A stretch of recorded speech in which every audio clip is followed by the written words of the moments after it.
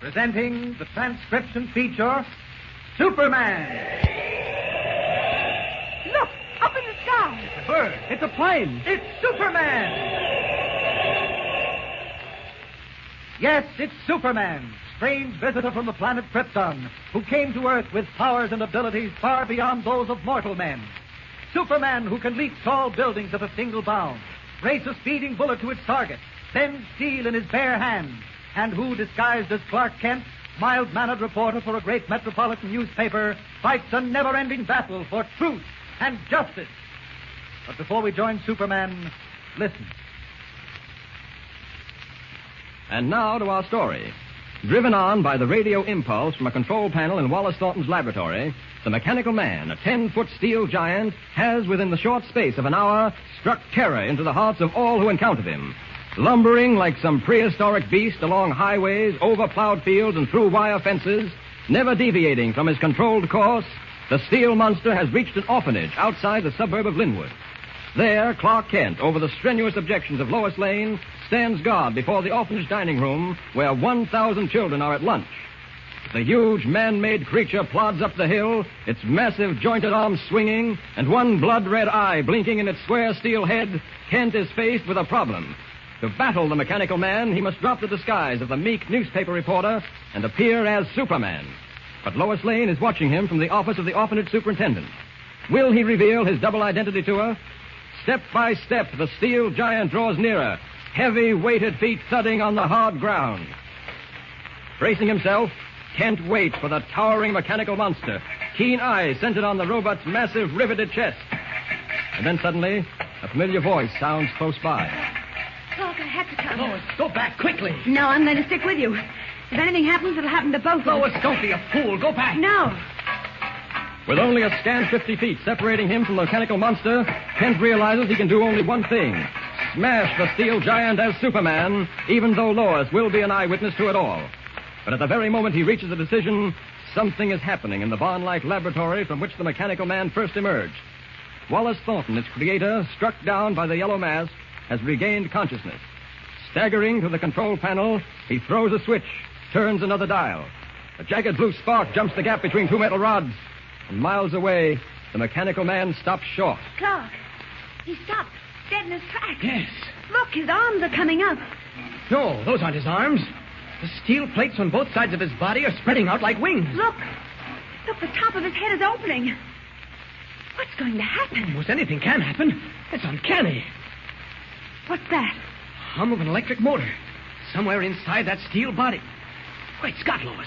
A propeller's coming out of his head. It's spinning. Clark, he's going to fly. Get back, Lois. There he goes.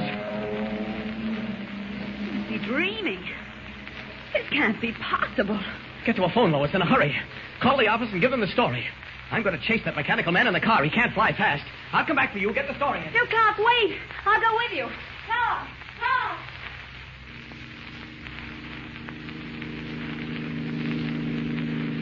This is far enough away from the orphanage. They can't see me. There. Now to get that mechanical monstrosity as Superman before it causes any more damage. Up, and away! Leaping high into the air, Superman wings across the heavens, his amazing vision able to pierce the low-hanging clouds and mark the strange flight of the steel robot. Higher and still higher, until he is above it and can hear its motor purring in the beat of its small propeller. For a brief moment, Superman studies the curious metal monster, now become a trim airship. Studies it as the brilliant rays of the sun shine on its steel plates. And then, streaming ahead of it, he suddenly wheels in flight and with the speed of a bullet plunges toward the whirling propeller. One blow of his granite-like fist and the metal blades of the propeller crumple like tinfoil. The monster falters in midair, hangs motionless for a moment, and then, almost like a thing alive struck down in flight, it plummets to the ground thousands of feet below, with Superman diving after it.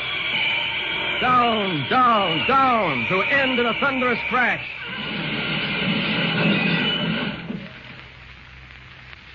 And hours later, in the penthouse hideout of Max Heller, leader of a foreign espionage ring, the Yellow Mask, notorious international criminal, chuckles as he scans the front page of the Daily Planet Evening Edition.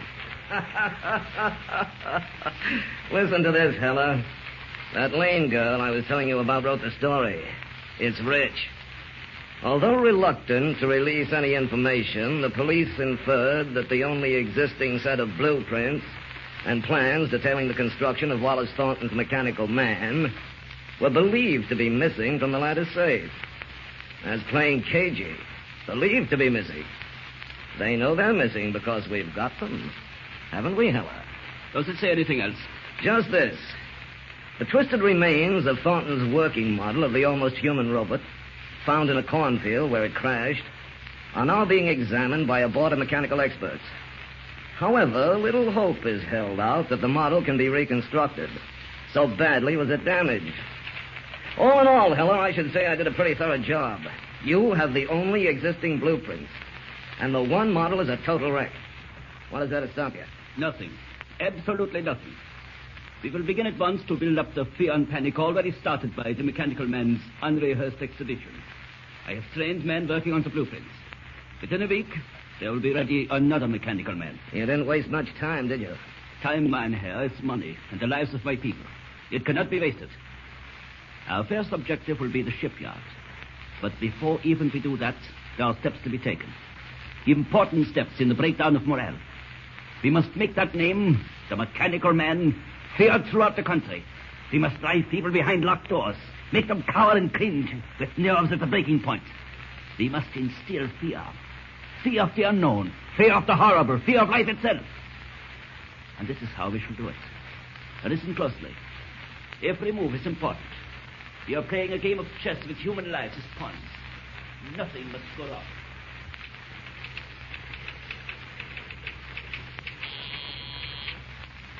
Yes, Mr. White. What about that follow-up story in the mechanical man story?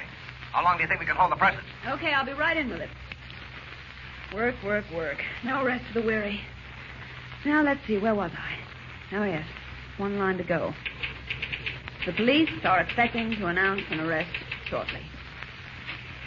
There. That does it. Follow-up is no work of art, but it'll have to do. According to the information from Washington. Oh, I didn't know you were here, Clark.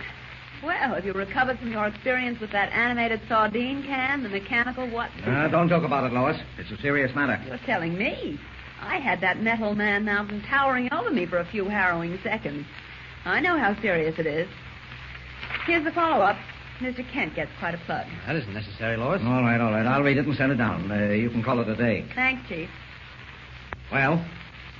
Well, what? Kent and I have something to discuss, Lois. Would you mind... Sorry. Night. Night. Lois. Honey, what could they be discussing that I can't hear? As I was saying, Mr. White, the information from Washington is fairly complete. I hate to eavesdrop, but I think I have a right to know what's going on. What is it? Of course, you understand this is all confidential. Oh, not for that. Well, Wallace Thornton, the inventor of the mechanical man, has definitely identified the yellow mask as the man who stole the only existing set of blueprints. That again? Yes, and it's also been established that Max Heller, the foreign agent, is in this country. In fact, they believe he maintains headquarters in the penthouse of the Montgomery Apartments right here in Metropolis. Max Heller, Montgomery Apartments. What's the connection between Heller and the Yellow Mask? Well, it was Heller who engineered the masked prison break. Evidently, they've joined hands in espionage. Putting the pieces together, it looks as though they're planning to use replicas of Thornton's mechanical man to spread terror and destruction in this country. What a story, Kent. We'd scoop everyone with it. I know, but it can't be used. When I accepted that Secret Service assignment, I agreed to keep confidential information out of print, with your approval, if you recall. Oh, of course. But it's still a terrific story when we can break it. What's the next move? I've been assigned to watch Heller. We don't want to arrest the mask until we can involve both of them. As it is, we have no evidence against Heller, save that he's an alien. This time, the Espionage Division wants to get him and get him right. Well, be careful, Kent. I don't want you to run any risk. Well, we're all running risks these days, Mr. White. Part of the battle. Yes, I suppose so. Well, keep me posted on the It's road. little time at Lois crime. So, my friend Clark Kent is a special secret service operative, tracking down a foreign spy and trying to steal all the glory. Well, we'll fix that in short order. I'll show you how to land a spy, Clark, old boy. Now that Harry did it, why can't Lois Lane? Max Heller, penthouse, Montgomery Apartments. On your way, lady.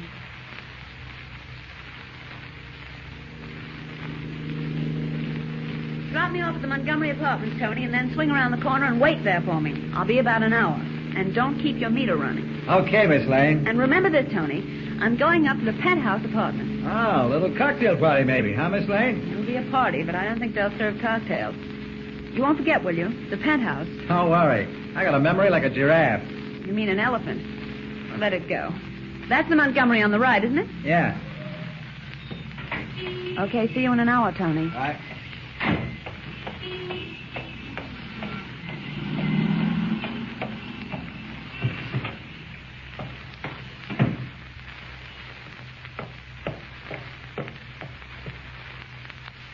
What floor, please? Penthouse. Please. Is Lois Lane, in her eagerness to turn the tables on Clark Kent, stepping into a lion's den? The Yellow Mask hasn't forgotten the part she played in putting him behind bars. Not only that, but Lois's interference may disrupt the carefully laid plans of the Secret Service. Something is bound to happen, so don't miss it. Be with us for the next exciting episode. Tune in and listen. We're the Superman.